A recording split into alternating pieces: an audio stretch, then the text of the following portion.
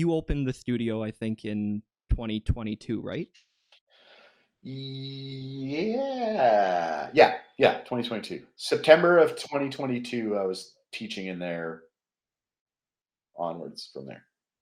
So was this an idea you had prior to the pandemic, or was it something that you thought of during? So I had been teaching before the pandemic, and I was teaching at a place in town called the Jam School. And it's just like a spot where you go and do lessons. They have a wall that you can pick guitars and a couple drums and basses off of or whatever. Small retail space, mostly a place for lessons. Really heavy on the idea of getting kids into bands and getting those bands out on stage as quickly as possible, which for them and their business seems to work wonders. For kids' development and self-esteem and all of the stuff that I was able to think about as a teacher, not necessarily worried about their business, I didn't necessarily see the immediate benefits to it. For some students, absolutely, they want to get out, they want to play, they want to be loud and be on stage as quickly as possible. But for most of my students that I had, that didn't really seem like the case. So that was always like a little bit of a tension that I had with working there, and I'm sure that they're aware of it as a business. Um, but yeah, you make more money and you get really great photo opportunities if kids are playing in bands once a week and are coupled that with their private lessons, and they're also getting on stage once a month or once every 2 months or something. So I was doing that for a while. Then the pandemic hit, and all of that in-person lesson stuff and playing gigs with those kids stopped as well. And we had to adopt this online lessons over Skype and using, I forget what the software is called, but it was essentially a DAW that exists in your web browser that other people can have access to, and all of the stuff is stored in the cloud. So it's bad for like real time work, but great for sketching simple ideas and like sharing them with your bandmates, which is what we were doing. But we were also trying to create videos for these bands. So like once a month there would be a show, and everyone's videos that they'd been working on uh, would we present them. Anyways, through this process, a lot of students left. A lot of students dropped out of the program and were sort of uninterested in the digital version of music lessons, which is completely understandable. That being said, I didn't lose a lot of students. I think I lost one at the beginning of COVID. And I got called from somebody in that organization to ask like what it was that I was doing, that I like wasn't like losing students. And I just put that in my head. I was like, okay, that's a bargaining chip. Like, because at that time, like my entire worldview was sort of shifting, right? Like, I'm seeing the like absolute horrendous response from the provincial and federal government.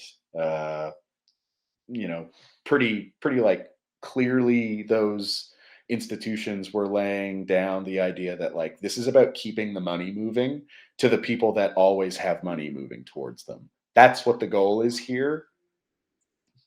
Then they sort of like made that happen. Like no rent protections for people that like lost their jobs or whatever.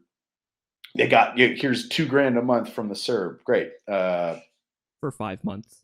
For 5 months, and like also you pay your rent with this. Pay your rent with it.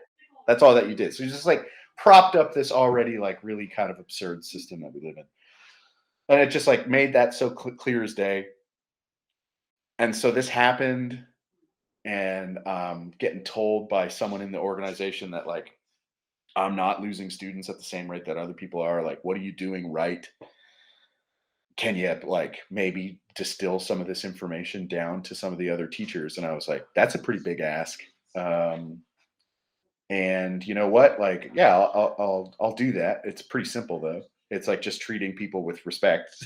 That's like, I don't think I do anything special as a teacher other than like meet any of my students like kind of on their level and just treat them as anyone would like to be treated, like with respect and dignity. And I think the thing about like shuffling people out on stage before they're ready to do it, that like denies that for a lot of people. And they're like, now they're like going through these lessons and they don't even get a chance to get up on stage. The thing that they were already sketched out about doing, it's like, there's no point in me doing this. When really the point of these things is to have like an ongoing back and forth sort of like mentorship with someone that knows a little bit more about music than you do, and to be treated with respect through that process, not to be treated like someone that's like, all right, well, we got your credit card information. We're going to get you up on stage. We're going to work this all out. Like, it was just very transparent that that seemed to be the case. I'm sorry, I feel like really disparaging my prior place of employment, but I'm They not won't trying. see this, whatever. Yeah, they probably won't. So I stopped, or yeah, I think I gave them like 4 months notice, and I was like, listen, I'm leaving at the beginning of next September. Um, so find a new teacher, and I'm gonna start teaching in my basement. And I've told two of my students that I'm leaving, and they were like, "You can't do that. You can't tell anybody that you're leaving." And I was like, "Okay, fine, I won't." I didn't tell any of my students that I was leaving, except for those two that I had told previous. But when they found out that I was leaving, a bunch of them jumped ship and came with me. They were like, Yeah. well, wherever you go, we're going to go." And for a year, it was in the basement of a house that I lived in, where there was 6 of us living there. Yeah. So, like, I had all of these roommates who were very, very, very kind to me. And this is the thing about building community, right? Like, these people that were, my roommates, and I see them every single day. They were incredibly supportive of me making this transition from working with these other people and paying more than half of what the value of the labor is to this like company, to working for myself and giving my students a discount, and just like being able to direct my own financial security. But it became very clear after 4 or 5 months of me doing that, teaching out of that basement, that this is not something that I can grow, and I want to grow it because I like teaching. Like I said, I think I'm good at it, and that's been validated by at least a couple other people in my life. Um, so I was like, it would be dumb for me not to try and grow this, and I just started looking for commercial spaces in Guelph, and eventually I found one where the price was right. And by right, I mean as cheap as possible, and there was like lots of space, and it was in a basement too, which was good for me. Not great for a lot of other people, but great for music making. Um, and yeah, so I wasn't financially ready to take the jump into doing that, but I did it anyways because I was like, wherever the money's going to come from, like I'll figure it out, because I can't keep running on this treadmill of like working some day job that I don't give a shit about, and like playing in bands and not making any money doing that, and like teaching being a thing where I could make money if I had enough students, but like I'm never going to have enough students. Turns out when you actually pay yourself the value of the wage that teaching is, and you can give your students a discount, like you don't have to have tons of students to make. I don't. I gave myself a 100% raise. I gave myself I'm making $21 an hour. Let's call it 40. You know, and then that's like, oh, my students were paying 56 an hour. Let's call it 40.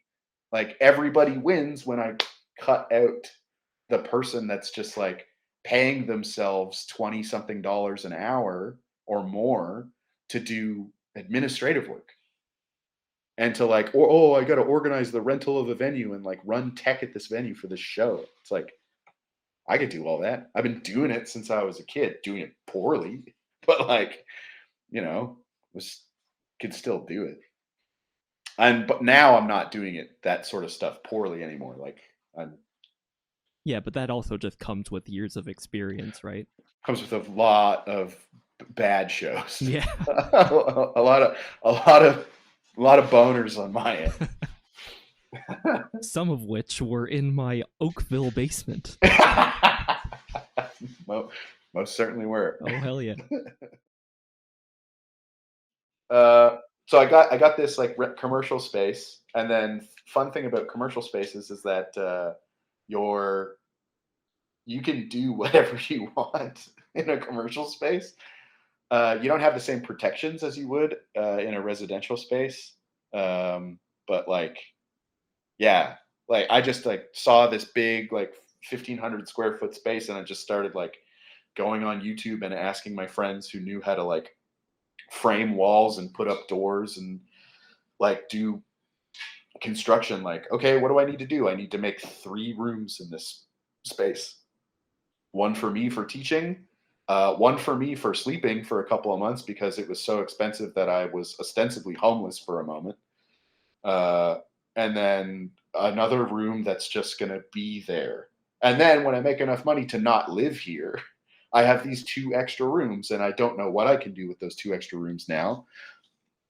The goal at the beginning of it was to have other teachers in there and do this like, okay, so the rental of the space is X amount of dollars. Instead of me taking a portion of like each of your students' money comes to me and then I pay you a wage. You charge whatever you want. I don't give a shit what it is. The rental of this room to facilitate it is like $200 a month. So any money that you make over $200 is like you're in the free and clear and making a bunch of money. Which to me, being a person that just dropped about almost 10 grand into the construction and facilitation of this idea, if someone had come to me and said like $200 a month, you can rent a room here, it's fully furnished, it has everything available that you need to start teaching, I would have jumped at the opportunity. It would have been the perfect thing for me. So because it would have been the perfect thing for me, my idea was to give that to somebody else, and that would just like help with the rent of the building.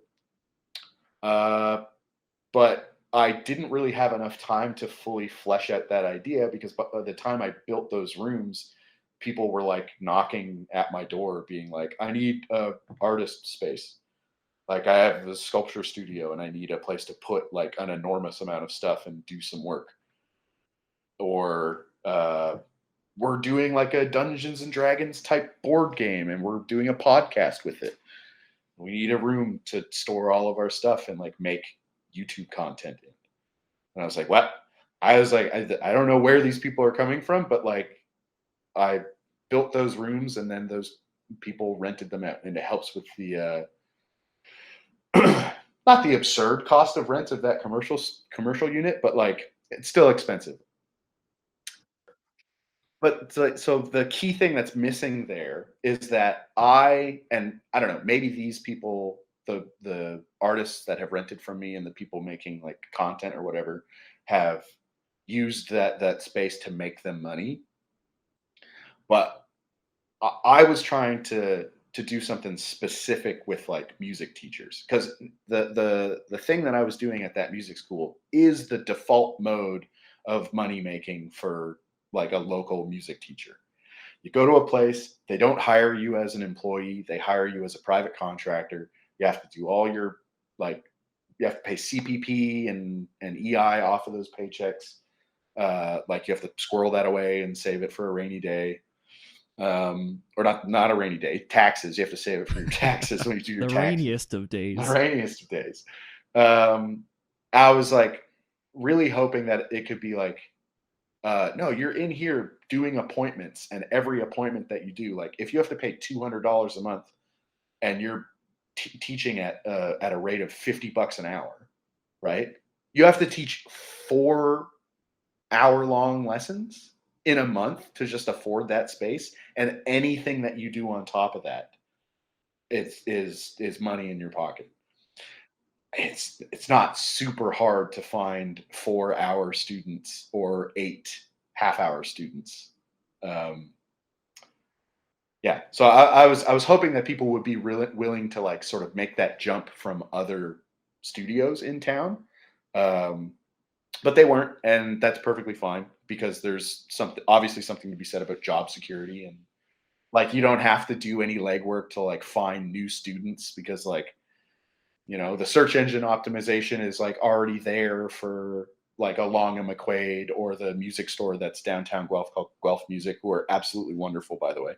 They're the top tier music folk in Guelph. Like parents just know that these places are safe and accessible, and they can go there. But And it's also like your studio is fairly new. It's not even 2 years old, right? There's always time to be able yeah, to grow and include another teacher. yeah, I think that's the next step. If someone else were to come on board and like join me for teaching in that space, that would be a really. I think that would help me think that the space is a little bit more on track than it is.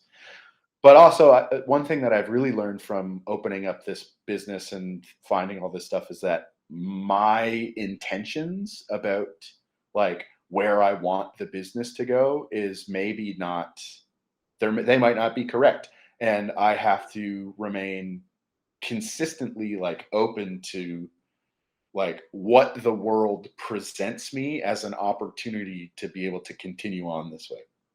Because the last thing I want to do is start going back and working for like a wage for somebody else.